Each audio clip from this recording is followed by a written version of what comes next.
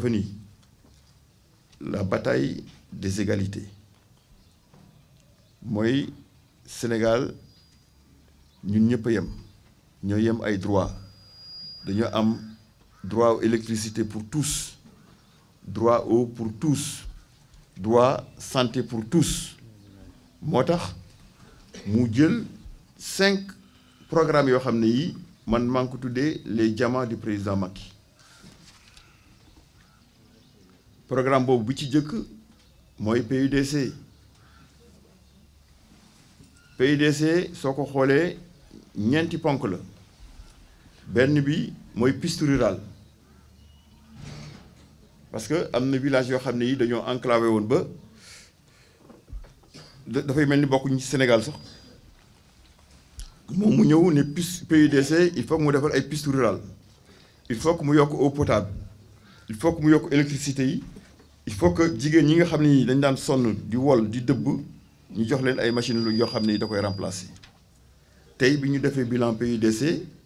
PUDC defar na 692 000 kilomètres de piste rurale désenclavé 730 villages ci eau potable bi PUDC tabax na 238 forages ak 161 châteaux d'eau yoo xam ni desservir na 830 villages yoo xam ni daawuñu am ndox daawuñu am électricité jël 420 villages yoo xam ni jox nañ leen dugal nañ fa électricité distribuer 3729 équipements yoo xam ni jigéen ñi lañ ko jagleel loolu mooy PUDC te ci mëbatu président fii ak 2024 dafa bëgg loolu daj monde rural bépp nga xam ne ñooy yem droit ak ñi nekk ci taax yi. bourse de sécurité familiale dafa naa ni ñi ko contre aussi soit dañoo amul yërmande wala dañoo bëggul seen réew parce que ndimbal la boo xam ne ay conditionnalité moo ko lal dañ ni su xale bi juddoo il faut nga déclarer ko mu am état civil benn bi ci topp juróomi feebar yi nga xam ne da daan lor xale yi il faut que nga indi carnet vaccination bu wane ni vacciné nga leen bi ci topp mooy su xale bi amee atu dem école jàngi nga inscrire ko mu jàngi bi ci mujj surtout jigéen ñi mais bi ci mujj mooy nga topp njàng moomu ba du yàqu loolu ay conditionnalité yoo xam ni soo ko remplir ñu jox la bourse de sécurité familiale couverture maladie universelle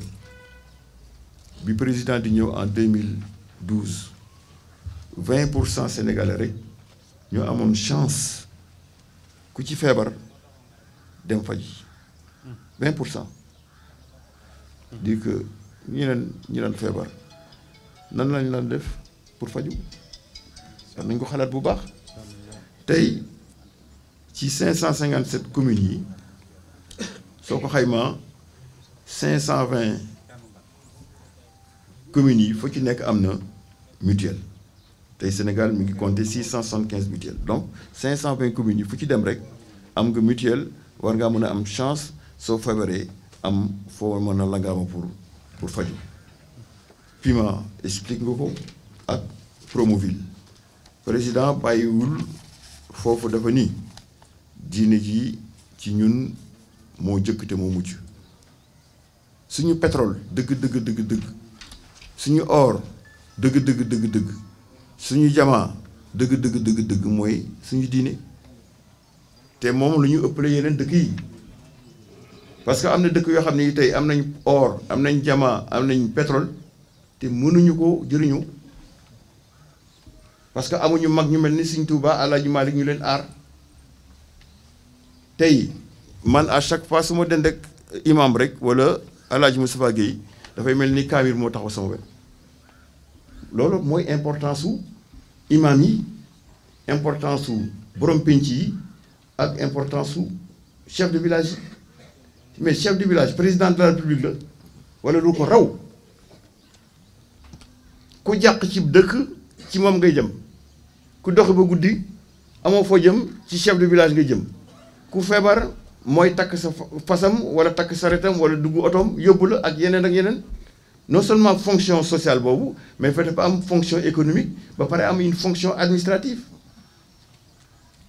moo tax président li mu njëkk a def daf leen delloo seen waleef ñu daan wax ne président dafa ñëw supprimer indemnité chef de village yi nangu seen oto déedéet demewul noonu parce que président dafa ñëw fekkul inscription budgétaire binduñu ko fenn oto yi ñu fi jëloon awul procédure de marché dañ ko jël ci nit rek ñëw jox leen ko mais état du fonctionner noonu moo tax ren su ngeen xoolee ci loi de finances 2019 salaire u chef de village yi mi ngi ci biir loi bi wote nañ ko salaire u chef de village yi wote nañ ko njëgu drapeau yi wote nañ ko ak carte yi nga xam ne war nañ leen ko jox ñu mën a nekk mandarga fu ngeen taxaw ñu xam ne kii mooy chef de village bi wote nañ ko kooku moom lu leer la te kooku mooy première préoccupation président de la République te je parle sous le contrôle quand même du préfet oto yi jël ay oto jox ko ay nit ci administration dafa am nu muy doxe dafa am ay procédures yu muy doxe soo ko wàccee boobu wàcc nga yoon loolu rek la woon mais yooyu yëpp ci Mobutu président defe naa ne li mu yéenee chef de village yéene ko imam yi maa ngi gërëm El Hadji Moustapha Gueye parce que mi ngi ciy dox te seede dafa baax mi ngi ciy dox pour que statut imam yi jot seen statut jot na ñoom it ak chef de borom penc yi délégué de quartier yi moo tax dañuy ñaan mëbët yi nga xam ne yi président mëbët na ko ci second plan d'action prioritaire te mu décliner axe yi jeunesse la ci jiital jeunesse pour éducation formation emploi ñëw ci économie solidaire ak économie sociale jeunesse sax mu ngi ci biir économie solidaire économie sociale ak jigéen ñi ak inclusivité ñëw ci numérique moom dafa nekk variable boo xam ne bii variable facteur clé de succès la dafa transversal fépp lu dugg soo ko négligé rek négligé nga lu am doole jóge fa ñu ne reforestation le PSE vert jóge fa ñu ne industrialisation mais li ci gën a mucc ayib nag dafa ni zéro bidonville sancaan yi il faut que ñu mën leen a dimbale ñu mën a intégrer dëkk yi ci un plan d'urbanisme boo xam ne bii dañuy am eau am électricité am ay école am lépp jóge fa ñu ni zéro bidonville zéro déchet pour mbalit mi nga xam ne tey presque dëkk boo dugg ci Sénégal rek soo deful nag mbalit moo lay teeru kooku dañ ni président daf ni daf ko fiy jëlee incha allah dans le cadre du second plan d'action prioritaire jóge fa mu ni une ville créative yooyu soo ko xoolee lim ci jublu mooy Sénégal gépp ñoo war a am yem ay droit ci ndox ci électricité ci services sociaux de base mooy assainissement école yeeg yëpp maternité yi yëpp fu ñu fa war a samp infrastructure yooyu ñu samp ko fa ba ku ci nekk gis sa bopp ci affaire émergence